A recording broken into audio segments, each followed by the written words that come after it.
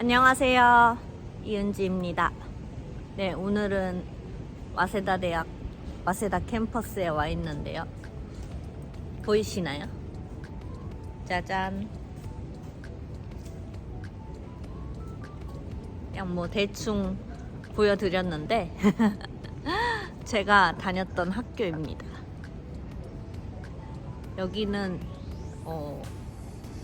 제가 자주 공부를 했었던 14호관, 주로 14호관이랑 16호관에 많이 있었고, 가끔 3호관이나 뭐 8호관에 있었던 적도 있는데 이 주변에 많이 있었어요. 오랜만에 왔더니 되게 분위기가 좋네요. 사실 이번 주말까지는 학교 축제가 있었던 걸로 아는데, 축제 때 한번 구경 오고 싶었지만 좀 일정이 많이 있어서 못 왔어요.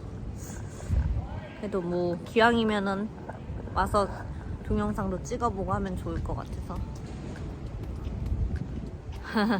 근데 사람들이 많이 있어갖고 큰 소리로 말을 할 순 없네요. 이럴 때 마이크를 샀어야 되는데 목소리가 잘 들리려는지 모르겠다. 조금 걸어보면서 얘기를 하겠습니다. 대충 분위기만 보여드리고 좀 적당히 사람 없는 데로 가서 한번 이야기해 보도록 할게요. 짜잔.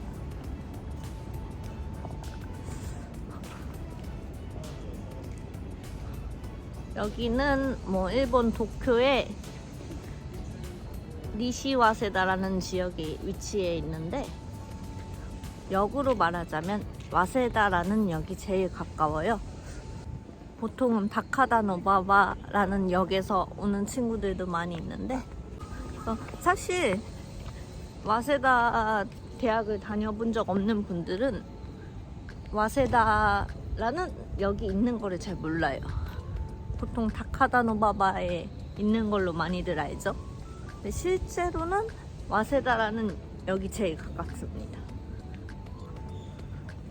좀 벤치에 앉아볼까요? 오늘 11월 7일인데 와, 이상하게 오늘 되게 더워요. 반팔 입고 있어요.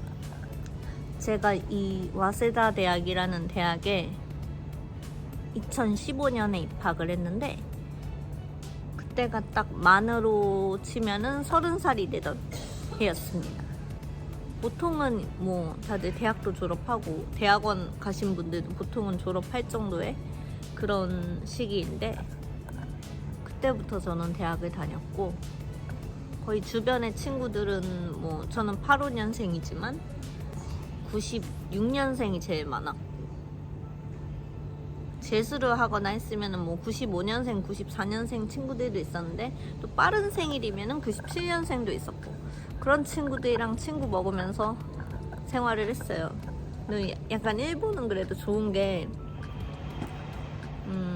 우리나라는 나이로 많이 따지잖아요. 그러니까 뭐 한 살이라도 차이 나면 뭐 언니다, 오빠다, 형이다, 누나다 이런 거를 많이 구분을 하는데, 일본은 그런 거는 없거든요. 그냥 약간 대학 동기면은 뭐 그냥 친구다 이런 느낌으로 지낼 수 있는 경우가 많아서, 사실 처음에는 제 나이를 밝히지 않았기 때문에 그냥 다들 동년배 정도로 생각을 해주고 편하게 해줘서 되게 편하게 다녔던 것 같아요.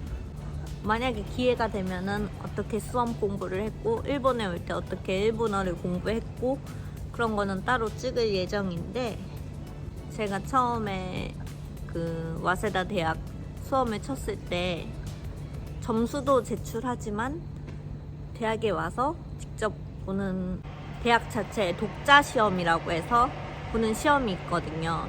그때 시험 생각이 많이 나네요.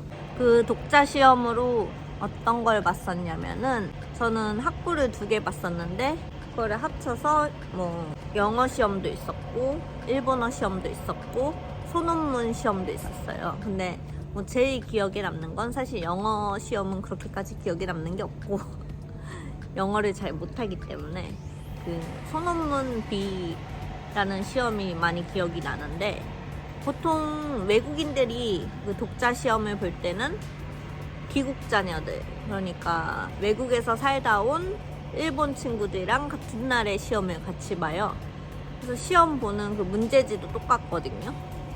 그 소논문 B라는 거는 지문이 있는데 지문을 보고 요약을 하는 문제랑 그거에 대해서 어떻게 생각하는지 자기의 생각을 쓰는 문제가 나뉘어져 있었는데, 제가 들어갔던 학과는 그 시험이 제일 중요했어요. 뭐 점수를 내고 그런 것도 중요하지만 일단은 그 시험이 제일 중요했고, 그거를 준비할 때 과거 문제들이 이제 웹상에 돌아다니는 경우가 있고, 뭐 수험을 지도해주는 선생님께서 과거 문제 몇 년분을 좀 가지고 계셔서 그거를 풀어보기도 하고 했었죠. 그러면서 준비를 했었는데 사실 처음에는 진짜 어려웠어요. 좀 생각한 것처럼 잘 안 풀어져. 약간 읽고 대충 풀면은 풀 수 있는 문제일 것 같은데도 좀 난해한 문제가 나오는 경우도 있었고, 뭐 외국에서 살다 온 일본인이라고 하더라도 뭐 예를 들면 고등학교를 외국에서 나왔다던가 그런 친구들이기 때문에 일본어는 기본적으로 되는 친구들이랑 같은 시험을 보는 거잖아요. 물론 일본인이니까 당연히 웬만큼은 일본어를 하고, 그렇기 때문에 문제 난이도가 그렇게 막 엄청 쉽다 이런 정도는 아니었고, 나름 제한 시간 내에 그거를 다 풀어야 되고 직접 문제를 다 써야 되는 거니까 그런 점에서는 준비를 좀 잘 해야 되는 게 있었죠. 시험을 보던 그날에 이제 뭐 문제를 풀고 나서 사실 같이 시험을 준비하던 같은 반의 친구들 중에 굉장히 많은 친구들이 같은 학과 같은 과를 수험을 쳤었어요. 그래서 끝나고 이제 나오면서 얘기를 하는데 중국 친구들이, 주변에 있었던 중국 다른 분들이 다 시험 너무 쉬웠어 이렇게 말을 했다는 거예요. 그래서 그렇게 쉬웠었나? 이게 그렇게 쉬운 문제였나? 라는 생각을 하면서 그렇게까지 쉬웠던 것 같진 않은데 라고 생각을 했거든요. 근데 그 친구들도 쉬웠다고 하니까 너네는 그러면은 어떤 식으로 정리를 해서 문제를 풀었냐 하고 이제 내용을 물어봤어요. 그랬더니 그 친구들이 말한 내용이 다 다른 거예요. 어떻게 다 다를 수 있지? 그것도 그 물어본 친구들의 답도 다 다른데 제가 풀었던 요약이랑도 다른 거예요. 그러니까 모두가 다 다른 답을 써놓고선 문제가 쉬웠다고 얘기를 하는 거예요. 보통은 그런 일이 있을 수가 없잖아. 어쨌든 뭐 자기 의견을 쓰는 거에 대해서는 뭐 다른 답이 나올 수 있어도 요약을 하는 부분에 있어서는 거의 어느 정도 통하는 부분이 있어야 되는데, 그러니까 그 바라보는 요점이 다 달랐던 거죠. 그래서 그 시험장에 있었던 그 친구들이 다 쉬웠다 하는데 다 다르게 보고 풀고 나서 쉬웠다고 하는 거구나. 근데 분명 그 문제를 낸 사람들의 그 의도라고 해야 되나? 요약을 하라고 한 부분에 있어서는 내용이 크게 달라질 수가 없거든요. 그리고 두 번째 문제는 그 요약을 한 거를 토대로 자기 의견을 쓰는 거기 때문에 요약을 한 게 내용이 다르면은 자기 의견을 쓴 부분도 달라질 수밖에 없거든요. 물론 의견은 다 다를 수 있지만 이러이러하기 때문에 내 의견은 이렇다라고 얘기를 해야 되니까 그 요약하는 부분에서 틀리면은 틀릴 수밖에 없어. 그래서 생각을 했죠. 이거 만약에 내가 붙으면 이 친구들은 다 떨어지겠구나 라고 그 생각을 그때 했어요. 그랬죠. 그리고 나서 이제 시험만 보는 게 아니고 면접도 보는데, 면접은 그룹 면접이었거든요. 그러니까 5명이 같은 그룹으로 들어가서 교수님이 2분 계시는데 그 2분한테 질문을 받아요. 그러면 그 질문에 대해서 답을 하면 되는데, 순서가 정해져 있는 게 아니고 자신 있는 사람 먼저 손을 들고 대답을 하라 이런 방식이었어요. 근데 뭐 솔직히 매도 먼저 맞는 게 낫다라고 생각을 했기 때문에 질문에 대해서 다 제일 먼저 손을 들고 5명 중에서 첫 번째로 대답을 했거든요. 근데 첫 번째로 대답을 했는데 그렇게 막 엄청나게 길게 대답을 했던 건 아니고, 거의 제가 들어가려고 했던 학과에 관련된 전문 지식에 관한 질문이었기 때문에, 게다가 어느 정도 예상했던 질문이랑 거의 딱 맞는 거예요. 그래서 저 나름대로의 답을 말씀드리고 왔죠. 두 번째로 저랑 같은 그룹에 있던 두 번째로 본 친구가 말을 엄청 잘하는 거예요. 이미 그 칸사이 쪽에 있는 대학 중에서 굉장히 유명한 대학에 들어가 있는 친구였는데 그 대학보다 와세다에 오고 싶어서 그 대학을 포기하려고 준비하면서 이리로 왔던 그 친구였는데 대답을 엄청 잘했어요. 와, 대답을 정말 잘하네 라고 생각을 했는데 웃긴 게 그 다음에 있던 나머지 3명이 그 친구랑 거의 할 수 있는 말이 없으니까 그 친구의 대답을 거의 베껴서 얘기를 하는 거야. 이 친구가 말을 잘하니까 이 친구가 말하는 게 정답이라고 생각을 한 거지.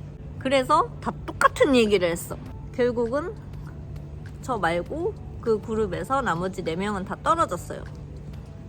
왜냐면 두 번째 친구는 제가 들어갔던 학과의 그 범위가 꽤 넓은데 그 중에서 진짜 한 포인트에 대해서만 얘기를 했기 때문에 그게 어떻게 보면은 이거에 대해서 다 이해를 하고 있지 않다고 받아들였을 수도 있겠다라는 생각도 있고, 뭐 필기 시험에서 답을 잘못 썼을 수도 있고, 뭐 여러 가지 있을 수 있겠죠. 거의 그러니까 제가 봤던 학과에 그때 당시에 외국인 유학생이 80명 정도 시험을 봤는데 그 중에서 5명이 붙었어요. 제가 봤던 그 학과가 교육학부 중에서도 제일 외국인 유학생이 많이 지원을 했던 곳이기 때문에 뭐 교육학부 전체로 봤을 때는 사실 막 120명이 지원을 했다 뭐 이런 정도인데 그 중에서 거의 80명이 저희 학과에 지원을 했던 거죠. 그래서 붙었던 건 5명이었고 5명이 다 입학을 했습니다. 그랬던 기억이네요. 사실은 이런 독자 시험 전에 뭐 점수를 제출해야 되는 경우도 있고 뭐 원서를 내고 뭐 추천장을 내고 뭐 여러 가지 과정이 있지만 그런 거 다 생략을 하고 제가 붙었던 학과에 대해서 그 시험에 대해서만 얘기를 하자면 이렇죠. 근데 독자 시험을 준비할 때 특히 면접 준비를 할 때 저를 그 지도를 해주셨던 선생님, 그러니까 국어 과목 전공하셨다고 해야 되나? 국어를 지도하시는 분이 계시는데 그분께서 면접을 연습하는 걸 딱 한 번 했을 때 끝나고 나서 저한테 완벽하다고 해주셨거든요. 그러니까 준비를 진짜 완벽하게 해왔네 라고. 물론 그 이후에 다른 선생님들이랑 연습할 때는 지적받은 부분도 있지만 그분께서는 그때 제가 그 면접 연습한 거를 보고 그리고 평소에 그러니까 소논문 과거 문제 답 쓰는 거를 보고 저랑 같이 준비했던 친구들 중에 거의 10명이 같은 반에서 같은 학부 같은 과에 엔트리를 했는데 만약에 제가 안 붙으면은 다른 친구들은 다 떨어질 거라고 생각을 했대요. 저 말고는 안 붙을 것 같다라고 거의 그 준비하는 과정에서 이미 그렇게 느끼셨다고 생각을 하셨기 때문에 그게 참 붙고 나서 인상 깊었던 얘기고 진짜 기분이 좋았죠. 제 자랑이기도 한데 어쨌든 이게 근데 어떻게 보면은 원래는 공부하던 사람이 아니었기 때문에 일본에 와서 그 개그 활동을 해온 것들이 되게 많이 도움이 됐던 것 같아요. 문장을 빨리 읽는 속도라든가 그런 이해를 하는 속도라든가 이런 것들이 다 좀 빨리빨리 할 수 있었던 부분이 평소에 공부를 안 했어도 그런 데에서 많이 플러스 되었던 것 같다고 생각합니다. 물론 이거는 뭐 되게 간단한 얘기니까 좀 더 자세한 얘기를 할 수 있을 때 더 정리를 해서 말씀을 드릴게요. 오늘은 여기까지 하겠습니다. 감사합니다. 안녕.